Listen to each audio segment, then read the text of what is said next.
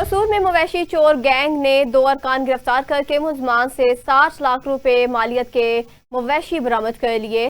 थाना B division कसूर police ने SHO मोहम्मद असलम भट्टी की सरबराही में कामयाब कार्रवाई करते हुए कोट बलोचा और दाऊके कलां के मवेशी चोर गैंग के 2 अरकान शहबाज और बादशाह और अफजल को गिरफ्तार करके मुलजमान के कब्जा से शहरियों के 60 लाख रुपए मालियत के चोरी शुदा 12 अदद माल मवेशी बरामद कर लिए। दौरान तफ्तीश मुलजमान ने शहर और गिरदनुमा में मवेशी चोरी की मुतअद्दिद वारदातों का इंकशाफ किया है। ये लास्ट वीक में हमने एक गैंग ड्रस्ट किया है जो कि माल मवेशी की चोरी में मुलव्वस था, जो कि 3 लोगों पे मुश्तमिल था, जिनसे हमने कुल 12 अदद मवेशी जो बरामद किए हैं और 5 मुकदमात में हमने इनको मुद्दईयान जो है उनके आज हैंड ओवर कर दिया स्पुर्दारी पे। तो इस माल की जो कीमत है तकरीबन 60 लाख रुपए है। मुतासरा अफराद ने चोरी शुदा माल मवेशी वापस करने पर कसूर पुलिस का शुक्रिया अदा किया। असलम भट्टी साहब जेडे कि SHO बी डिवीजन साहब ने उन्हें बड़ी मेहनत की जनाब।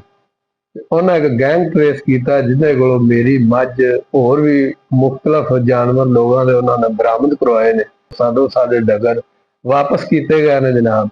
4 डंगर भी 5 वापस मनवा के 4 महीने जदोजहद करके साडे हाथी माल साडा दिया। साडा जमा पूंजी है सी जी जी साडे घर वापस आ गई। कोई पैसा कोई धेला नहीं दिता गया। पंजाब पुलिस जिंदाबाद। मैं पुलिस का बहुत बहुत शुक्रिया अदा करना जिन्ना मेरे एक टाइम के वापस बिना पैसे तो यानी कि अपना जानवर सेफ उन्हें बुला के कहता जी अपना जानवर सेफ कर ला। जितना शुक्रिया अदा करना उन्ना ही थोड़ा है। मैं ताड़ा दिलों शुक्रिया अदा करना। पुलिस की अच्छी कारकर्दगी पर DPO कसूर मोहम्मद ईसा खान ने शाबाश देते हुए तरीफी सर्टिफिकेट देने का ऐलान किया है।